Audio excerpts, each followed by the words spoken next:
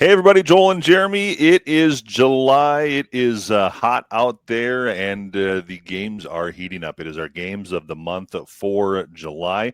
Good day to you, Jeremy. How we doing, Joel? It's hard to believe, kind of July, the midway point of the summer. I don't even like to Yeah. think that. But that also brings baseball. It brings a break in our high school sports schedule. So we put that off a little bit. We'll talk about it a little bit more next month when we got football starting at the end of August here. But kind of to wrap up the high school sports season, there was a wild few weeks around here for the Hutchinson baseball team and for the Glencoe Silver Lake baseball team. Top four finishes for both schools. Yeah, and how much fun was it, Joel? I mean, you got a chance to. What did the Tigers won 6 in a row just to get out of the section after losing? GSL. I don't want to say cruised through the section, but they went unbeaten into the section.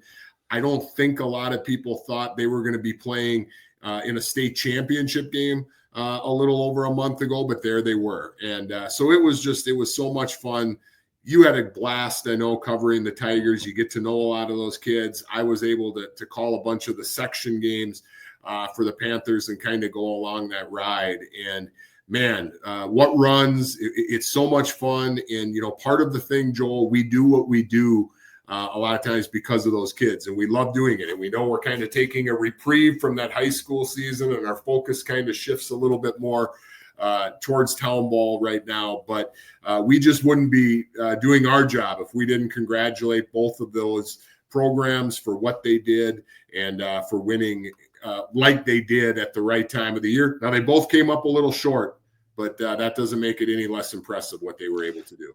Well, and that leads nicely into our one game that we're going to talk about here coming up July 20th. We'll call it the Battle of the Panthers because in town ball, it's Glencoe Brewers versus the Broughton Bruins, which both teams are fed by that GSL high school program. Both have former GSL players on each of those teams here.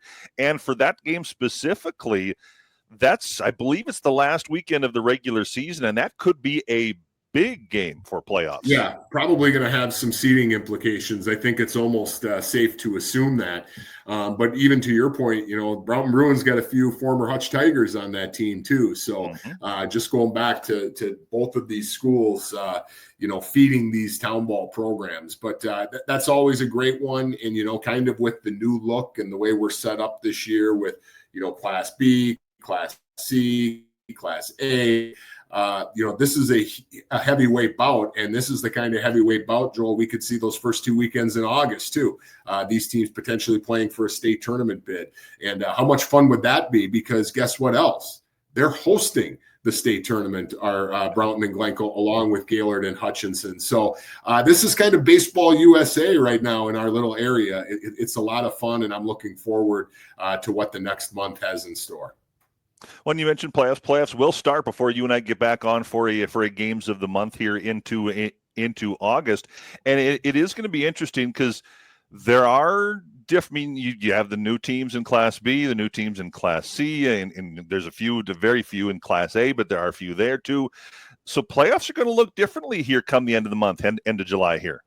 They certainly are, and we're obviously going to do our best to cover that all. Fortunately, we've got 3 radio stations, so we can maybe get a little creative when we have to. In the event that, let's say, a Glencoe and Broughton is playing on a Friday night, and maybe a Young American Plato is playing on a Friday night, we need to be doing both of those games. So gives us and allows us a little bit of flexibility to make sure all of that stuff is getting done. I'm looking forward to it. I mean, August is always a grind. It's 6 straight weekends. The last weekend is July, the 4 weekends in August, and then Labor Day weekend.